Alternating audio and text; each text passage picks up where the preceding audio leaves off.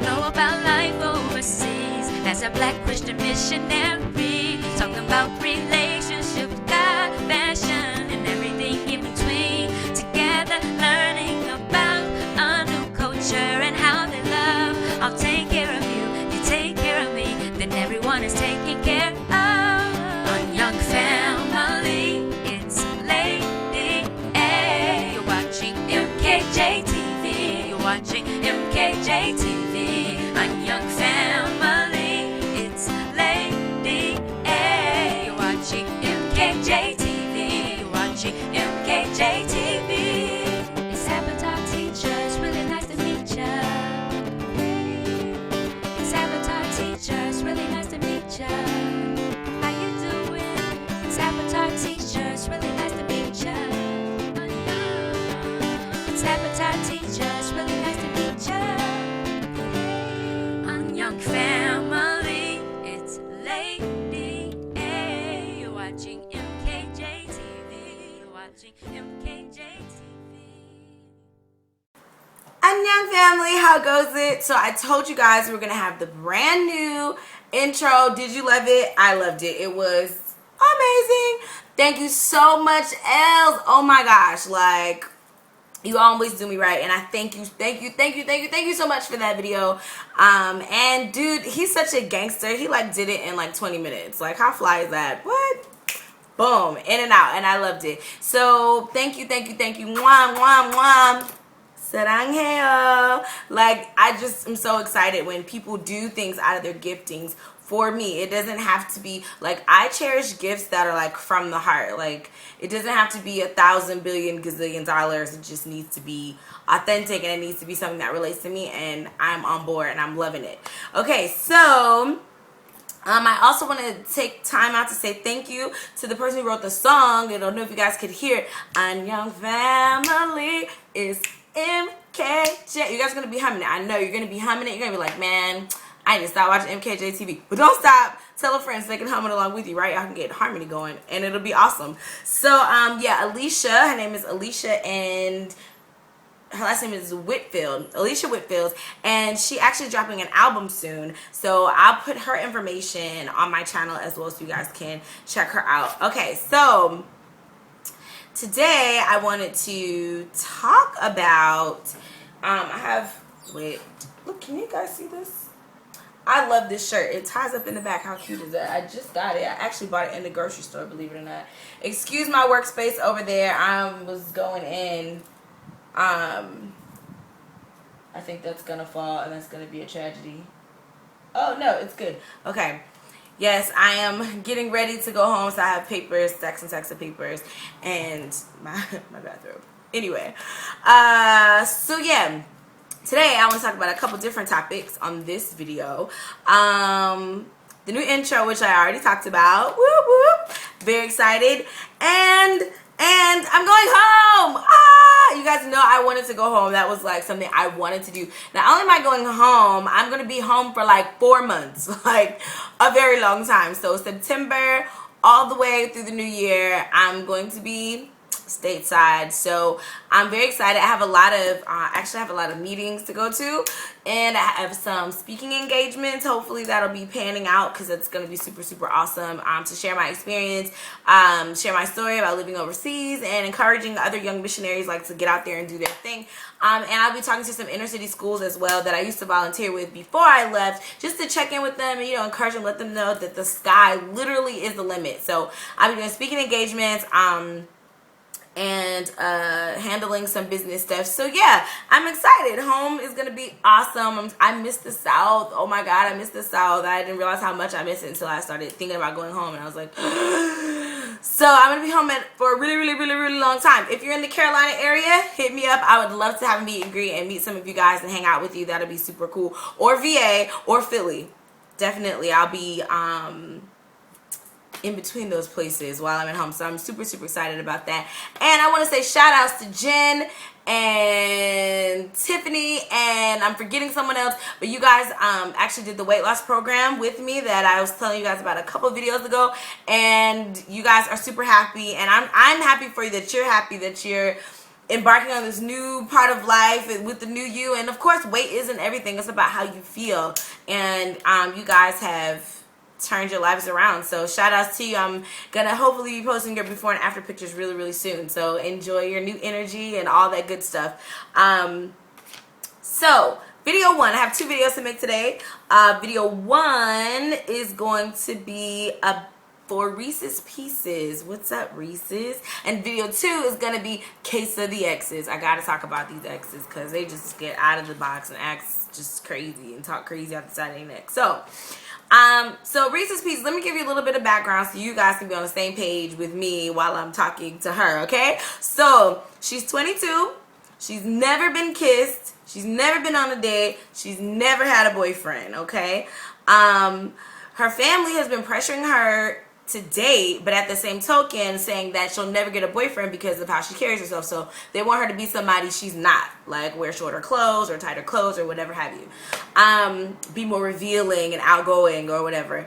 And first, can I just need to praise break for a second. Sweetheart, your family has a lot going on from what you wrote me. Oh my gosh, like, on one hand, they want you, I'm reading my notes, sorry. On one hand, they want you to, like, they're being negative to you. And you're obviously, I'm going to address that. You're having to overcome their negativity. But then, on the other hand, they're being crazy overprotective. Like, you can't go out with your friends or anything unless they're with you, unless they drive you. What is happening? Okay, first of all, let me say, I already made a video about family, so maybe you should backtrack and check that video out about family, because I think a lot of those same points would apply to this situation too. Like, few of the highlights. 1, you are not married to your family. Like, you're born into your family, but you don't have to stay there, and you are always in control of what you allow in and out. 2, if it's a toxic relationship, family, friend, or foe, roll out. Like, your main goal should be self-preservation. 3, sometimes you gotta love and pray from a distance. Like, you can mean people well and not have to interact with them on a regular basis, because if it puts you through stress and drama, you're not going to be able to put yourself out there in the best light possible because of the negativity that you're taking on. And I think I also mentioned that, like, it's okay to not like your family. Like, you don't have to feel guilty about wanting to not be associated with your family because of how they make you feel, how they treat you. If they mistreat you, don't have to be okay with that, and you don't have to allow them to scar you, and you don't have to walk around with baggage unnecessarily that doesn't belong to you, that came from your family. You can give them their baggage back and roll out. So I strongly encourage you to check out that video. That's a few highlights off the top of my head. I'm pretty sure I missed something. Now, in addition to that, let's break this apart. Okay, first let's deal with the pressuring you to date. Okay, it's the same thing here in Korea. Like, they have to be married by 30. Like, if you're not married by 30, something's wrong with you. You're miserable and you'll probably never get married again. Like, to the extreme. It's wild to see them, like, you know, going through men like water, like blind dates, hoping that one of them, and it's not even spark they're looking for. They just need to have, like, money and the ability to support them and their family with the right last name, and boop, you have a relationship and a marriage. So as a matter of fact, true story, I was talking to this guy. We weren't dating or anything like that. We were just, you know, exploring, talking to each other. And I didn't talk to him for like 2 weeks, and I thought that was a little strange, but I was like, whatever, do what you do. 2 weeks later, you know, on Kakao, you can, like, see the people's pictures. I was flipping for somebody else, and I came across this, and I was like, whoa, he must have switched phones. This can't be him, because it's a wedding photo. It was his wedding photo. Mind you, when I first met him, I was like, dude, are you married or whatever? And he's like, no, I don't got time for that, blah, blah, blah. Like, really, sir? And then 2 weeks later, you're married, like, taking photos on the beach. Crazy. So anyway, it's serious. It's real in the bill. And 2, he was also 31. So he was like, oh, you know, I'm not trying to do that, whatever. I'm going to be single, da-da-da. Society had the last say so. So my point to this is that, like, when people pressure you, into situations, it's always bad because you're going to be the one that has to deal with your situation. Like my friends who are pressured into marriage, now they're constantly calling me, wanting to hang out with me because they're not happy in their marriage because that's not what they wanted to begin with, but they're stuck and they have to live with it because like divorce is like not allowed in Korea. So, I mean, it is allowed and people do get divorced, but society hasn't like found a comfortable place to put divorce. So let me get back on track to you. Okay, so first of all, let me back all the way up. You're only 22, sweetheart.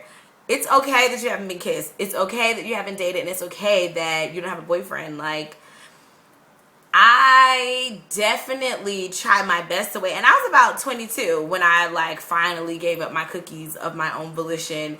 I was a freshman in college. So I think, and I wanted to hold on. The only reason I gave him my cookies was because I thought we were getting married. Like, he said we were getting married. He brought it up all the time and introduced me as his future wife. So I just was on board.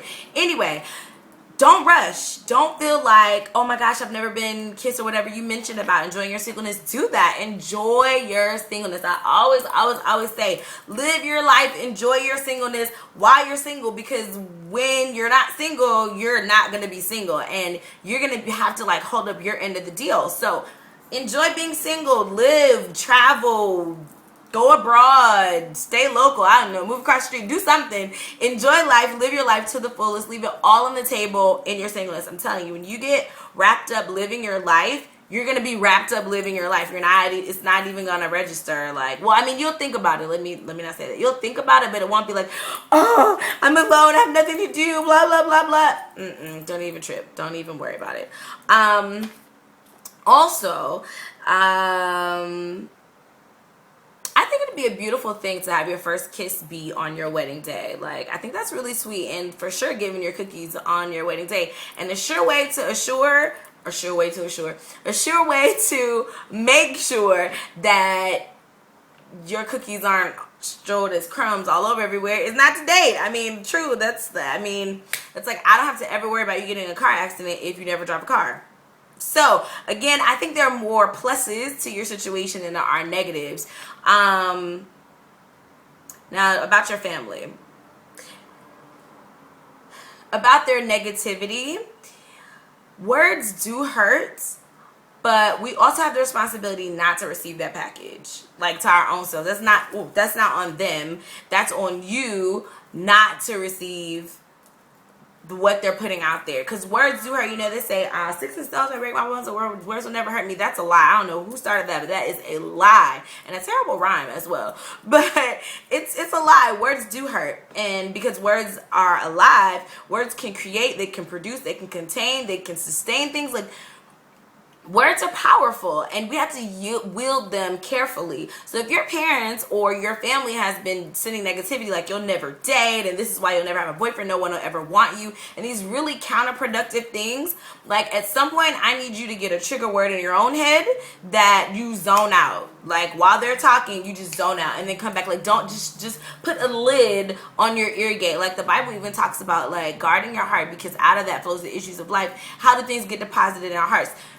By the things that people say and the things that people do. If they're showing you that they don't trust you and they have to go with you to your friends' houses or whatever, and then they're also saying that you won't have a man unless you change how you dress and unless you do X, Y, and Z, then that's negativity. You just have to, obviously don't want to do that and be rude, but in your head you need to be like, la la la la la, like in your head, like don't accept that, because, or even on top of that, because obviously they've already affected you, before you get ready, like a part of getting ready for your day needs to be amping yourself up. It's, for me, oh my God, I have to make a whole other video about that. I have to amp myself up every day because I don't feel beautiful when I leave. Honestly, when I get up in the morning, I don't feel like I'm grand and ready to meet the world. I don't feel like that until after I pump my own self up. I've given myself encouragement about my future and about the things I can and cannot do, and like that, I put that on me.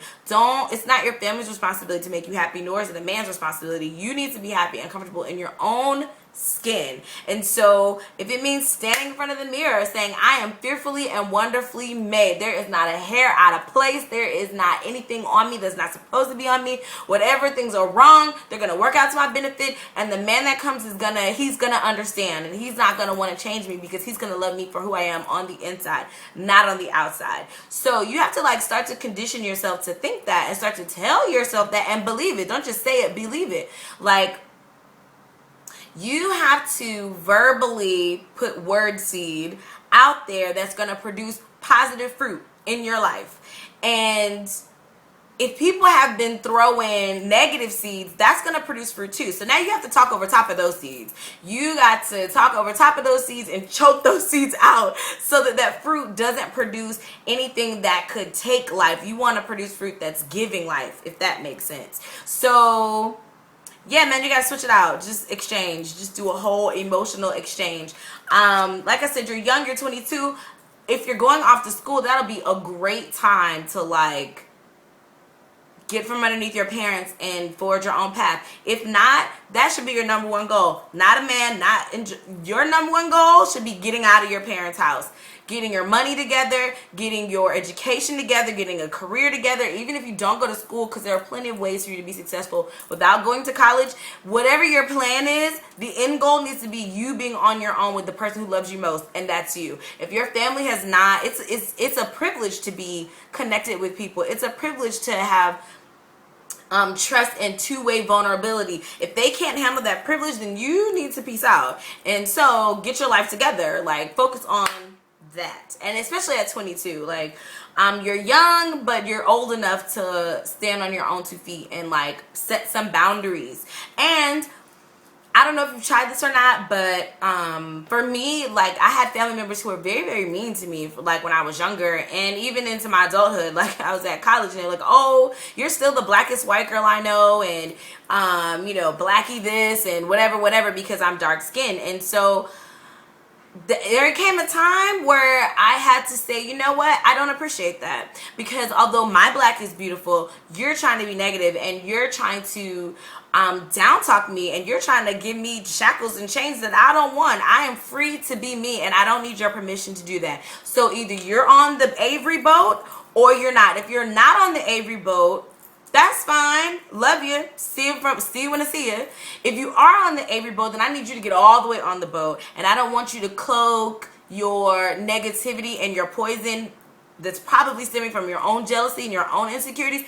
I don't need you to cloak that in family love and we're trying to give you tough skin. Nah, dude, like, kill that noise. So I had to stand up on my own 2 feet and speak up for myself. And when I set those verbal boundaries, and when they saw that I was serious, as in, no, I can't go with you to the grocery store, I can't do X, Y, and Z, I can't do that for you because you hurt me and I don't like how you make me feel. When I set those boundaries and when I verbally spoke up for myself, they started treating me different. Do they think differently about me? I don't know. That matters to me not.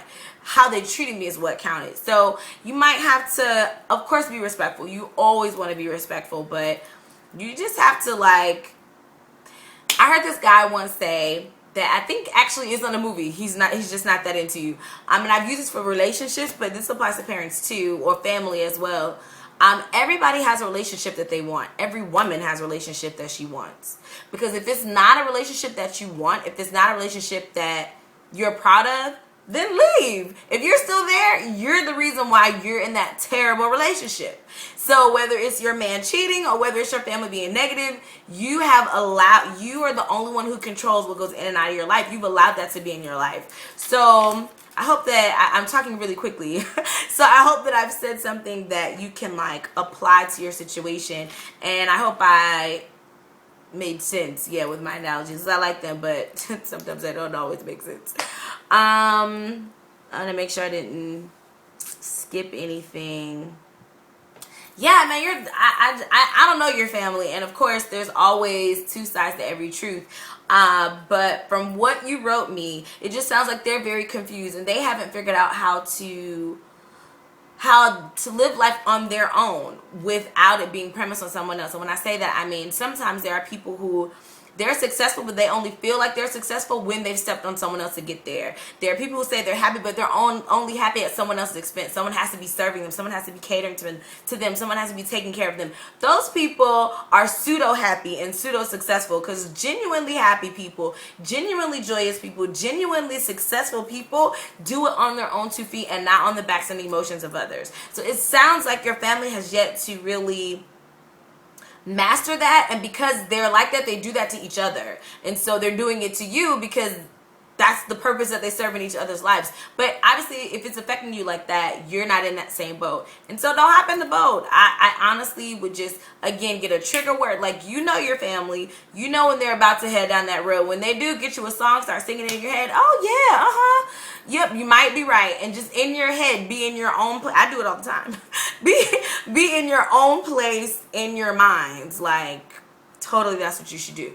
And yes, be about getting out of your parents' house and any type of dependency, because unfortunately, as humans, when people do depend on us, sometimes we can take advantage of their vulnerability and the fact that they are depending on us, and then, you know, we use it to our advantage. So best of luck to you, man. Really, truly, Reese's Pieces. I hope that you find your out. I hope that you find a way to live your life to the fullest. You should never, ever live without regret, because tomorrow's not promised. And you don't want to have something unfortunate happen and you look back and say, man, I could have really done more to take hold of my own happiness and my own peace and my own enjoyment in life. So that's my advice to you. If I didn't hit all the topics or all the points that you wanted me to talk about, then inbox me. But for sure, you just have to be comfortable in your own skin. Like, true story, you need to be comfortable with who you are, how God has made you, the place you are in your life, and in that way you can grow and excel from there. But you're doing it out of a good place. You're not losing weight to fit in. You're not dressing nice to cover anything else up. You're not putting on makeup so you don't have to really be real with yourself. That's not a good place, and don't allow people to push you to there. So just really be comfortable in the you that you are and in the you that you want to become. And in between time, if people aren't on board with you, then go. There have been many times I've had to go alone because the people that I thought were in my corner really had ulterior motives and weren't in my corner. And so I had to figure out how to do it by myself, do it alone. And actually now I prefer doing things of importance to me on my own. And then I can celebrate after. I want everybody to come for the celebration. But the hard nitty gritty, where you need people to encourage you, to speak to you, to speak life over you, to speak life to you, there are very few people who can do that without wanting something in return and without being selfish about it. So my friendship circle is really, really small. I have a lot of associates, but people that I trust with my heart, it's very, very small. So anyway, I hope I helped you out a little bit, and best of luck to you, man. Keep in contact with me, and as you excel in life and do the things you want to do, just shout me out. Don't forget the little people when you get to where you're going, because I found that people who have adversity, especially family adversity, usually that's the fuel that motivates them to be awesome. They're like grand people, like woo, and it's because it's like everything was ripped away early, and so they're like, okay, it's all or nothing, and then they go be successful. So after your success, don't forget us little people over here at MKJTV. So for everyone else, thank you for tuning in. I hope you guys got something out of what I said too on the video number 2, and love you. See you guys soon. Annyeong.